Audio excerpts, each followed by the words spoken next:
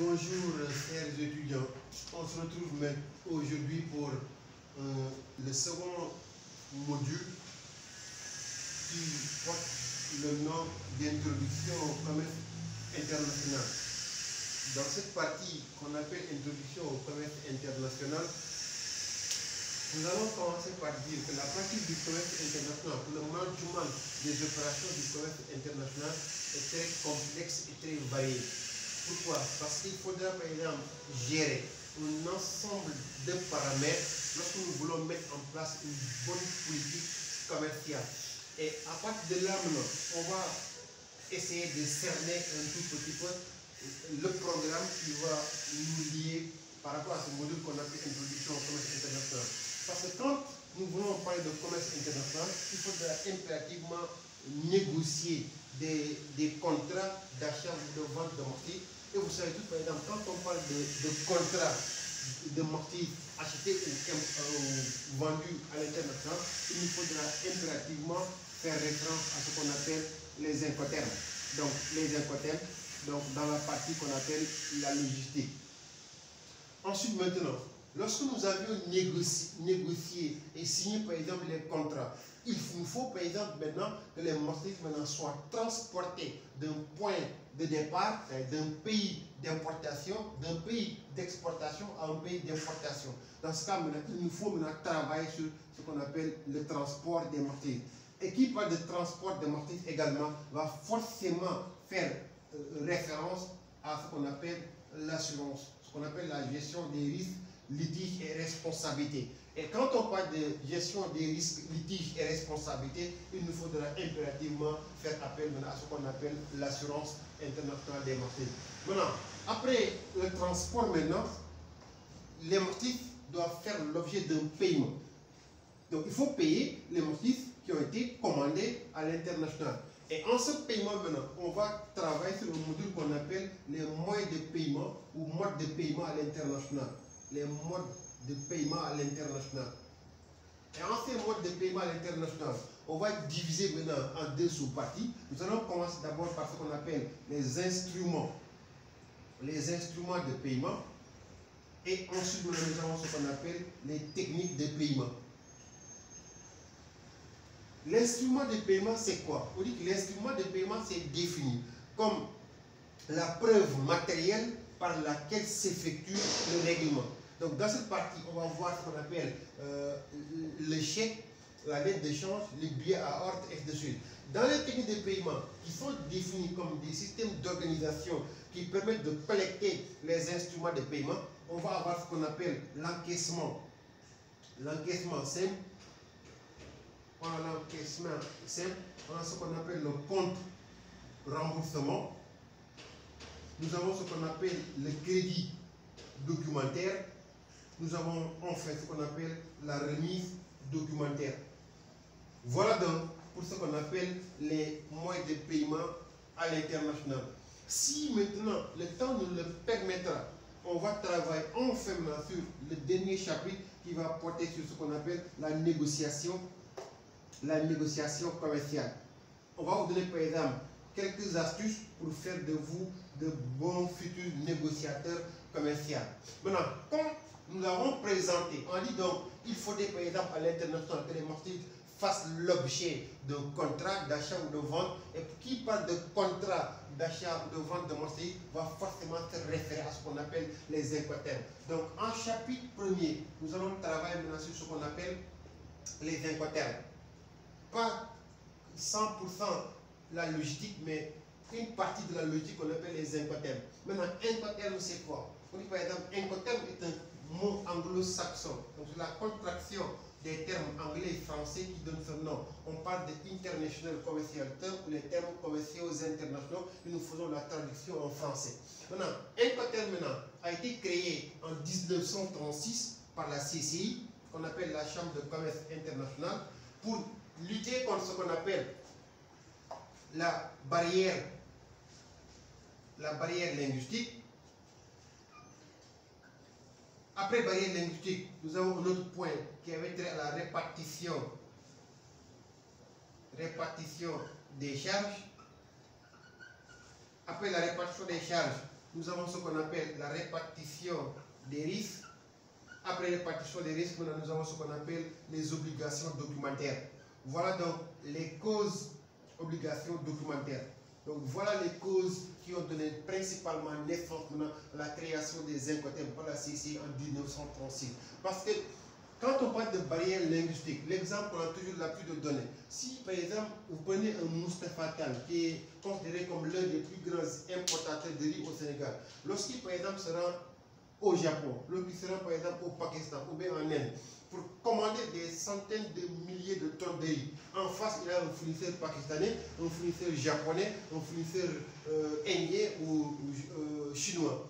Maintenant, ces deux personnes-là, ces deux contractants n'ont pas la même langue officielle. Parce qu'on dit par exemple au Sénégal, la langue officielle en usage c'est le français. Maintenant, au Japon, la langue officielle en usage c'est le japonais. En Inde, la langue officielle c'est l'indien. Comment maintenant une personne qui a comme langue officielle le français et une autre personne qui a comme langue officielle, par exemple, japonais ou indien, peuvent maintenant négocier et maîtriser en chaque qui le concerne l'essence et la quintessence des contrats qu'ils ont négociés et signés alors qu'ils n'ont pas la même langue de communication. Donc, deuxièmement, on parle de répartition des charges. Ça signifie quoi? Le produit, hormis son coût de fabrication chez l'usine du fournisseur, par exemple, doit supporter certaines charges. Emballage, conditionnement, emportage, chargement, dédouanement, exportation, préacheminement, etc. On dit maintenant, l'ensemble de ces charges doivent être sous la responsabilité de qui? Qui du vendeur ou du fournisseur est responsable de telle charge? Ou qui du vendeur ou du fournisseur est responsable également de l'autre des charges?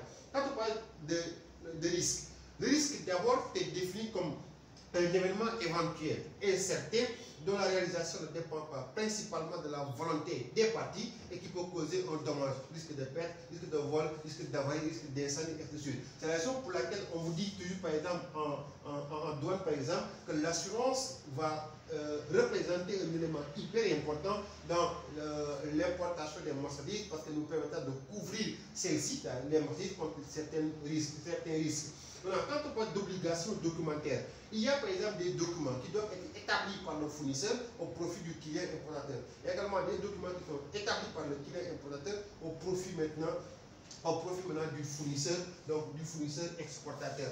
Donc, après la création des Incoterms en 1936 par la CCI, on dirait également que les Incoterms maintenant, depuis 1936 jusqu'en 1980, ont fait l'objet de plusieurs révisions. On a révisé plusieurs fois les Incoterms. Ces révisions maintenant des Incoterms permettent tout simplement de les adapter aux situations ou aux réalités actuelles, aux réalités nouvelles. Maintenant, entre 1936 et 1980, il y a plusieurs révisions qui sont passées dans cet intervalle. Mais c'est à partir de l'année 1980 que les pays membres de la CCI ont décidé d'adopter ce qu'on appelle une révision décennale. Une décennie, c'est 10 ans. Raison pour laquelle de 80 à 2010, les Incoterms ont fait d'une énième révision. Maintenant, à la date du 1er janvier 2020, nous assistons maintenant à l'avènement d'une nouvelle version des Incoterms, donc entrée en vigueur de la nouvelle monture des Incoterms, donc appelé Incoterm de 2020, donc qui est entré en vigueur exactement à la date du 1er janvier 2020. Maintenant, aussi Incoterm maintenant de la version 2020, il y a quelques changements, il y a quelques modifications qui ont été apportées par rapport à la version de 2010. Parce qu'en ces changements aux nouveautés, nous avons tout simplement, par exemple, le DAT, Incoterm de vente à l'arrivée, et Incoterm polyvalent, qui sera, qu'on appelle dérivé à terminal, rendu au terminal désigné, qui sera remplacé maintenant par le DPU, rendu au lieu de destination et déchargé. Donc là, on a dit par exemple rendu au niveau du terminal, mais là c'est rendu maintenant au lieu de destination, mais il faut également décharger maintenant la marchandise. Donc après cela maintenant, on va parler de la classification des Incoterms. Ça également, ça a été fait normalement en logistique avec votre professeur. On dit par exemple, nous avons la classification des Incoterms en famille. Ça va donner 4 familles d'Incoterms. Les Incoterms de la famille E, les Incoterms de la famille C, les Incoterms de la famille D, de la famille F, et les Incoterms de la famille D. Et on a l'habitude toujours de dire, dans ces classifications, ici, dans la famille E, on n'a qu'un seul Incoterm, c'est Exor. Là, on a CFR, on a CIF, CPT, CIP. Ici, on a FCA, FAS, FOC, et de suite. Là, on a ce qu'on appelle le DA, le DAP. Nous avons ce qu'on appelle le DPU, le nouveau recrue. Et enfin, nous avons ce qu'on appelle le DDP. Maintenant, on peut avoir ce qu'on appelle classification des Incoterms sur le type de vente. Sur le type de vente, nous aurons deux catégories d'Incoterms. Soit on a un Incoterm de vente au départ, nous avons également ce qu'on appelle des Incoterms de vente à l'arrivée. Mais de façon beaucoup plus simple. On dit par exemple, vente au départ signifie, après que la marchandise a été chargée à bord du moyen de transport principal, elle va voyager au risque et péril maintenant du client acheteur importateur. Vente maintenant à l'arrivée signifie, une fois que la marchandise est chargée à bord du moyen de transport principal, elle va voyager maintenant au risque et péril maintenant du vendeur, fournisseur, exportateur. Donc voilà donc ce qu'on avait à expliquer par rapport à cette notion d'Incoterm. Donc les Incoterms créés par la CCIT en 1936, donc pour gérer ce qu'on appelle la barrière linguistique, pour gérer ce qu'on appelle la répartition des charges, gérer ce qu'on appelle la répartition des risques et gérer ce qu'on appelle les obligations documentaires.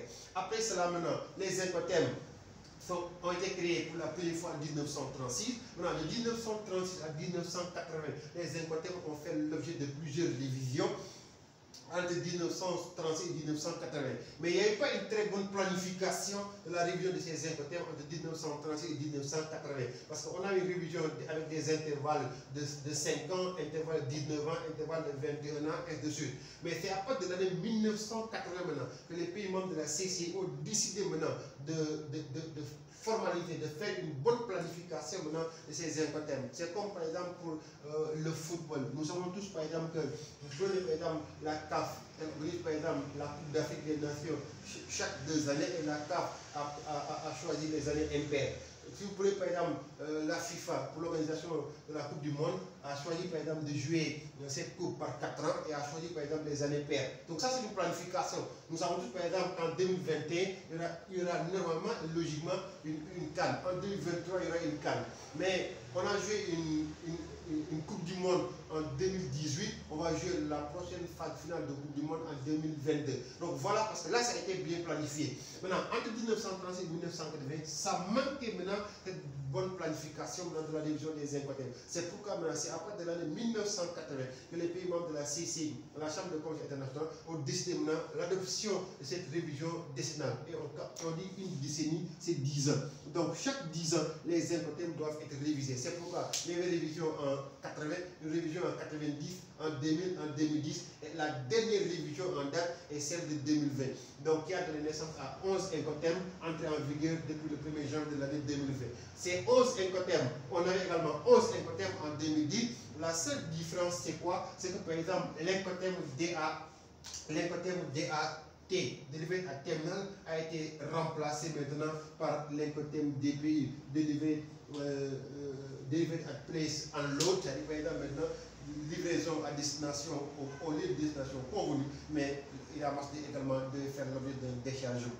Donc voilà en résumé ce qui nous lie aujourd'hui pour ce premier chapitre d'introduction au commerce international qui avait trait maintenant aux Incoterms 2010 et 2020 de la CCI, donc on appelle la Chambre de commerce internationale. Inch'Allah, la semaine prochaine, on va travailler sur les modes de paiement à l'international qu'on va diviser peut-être en 2 sous-parties. Les instruments de paiement, comme je l'ai dit tout à l'heure, qui sont définis comme étant des preuves matérielles par lesquelles s'effectuent les règlements. Et là-bas, on va travailler essentiellement sur les chèques de banque, chèques d'entreprise, la lettre de change, le billet à ordre. Et en technique de paiement définis comme étant des systèmes d'organisation qui permettent de collecter les instruments de paiement, la lettre de change, le billet à ordre, l'encaissement simple, le compte remboursement, le billet documentaire et la remise documentaire. Et après cela maintenant, on va finir peut-être avec ce qu'on appelle le transport des marchandises. Là maintenant, dans le transport des marchandises, on va essentiellement nous focaliser sur la gestion des risques et des litiges des contentieux en matière de transport, en matière de... et ainsi de suite. Et là-bas également, on va définir le transport, parce que le transport essentiellement est défini comme une convention par laquelle une personne dénommée transporteur s'engage à déplacer des personnes, des biens ou des marchandises d'un point de départ à un point de destination, moyennant une contrepartie financière qu'on appelle rémunération. Mais celui qui va déplacer les marchandises d'un point A à un point B, peut-être maintenant considéré comme le responsable de ces martyrs, quand il y a par exemple risque de perte de vol et autres, mais il peut également décharger de toutes ces responsabilités. Ça, Inch'Allah, on verra ça la prochaine fois lorsqu'on va parler de la gestion des risques, litiges et responsabilités. Donc, premier chapitre, on va travailler sur les incoterms. Deuxième chapitre, on va travailler sur les modes de paiement international. Troisième chapitre, on va parler sur la gestion des litiges, risques et responsabilités. Si le temps nous le permettra, Inch'Allah, on va finir maintenant par la négociation commerciale internationale. Je vous remercie de votre attention et vous donne rendez-vous la semaine prochaine.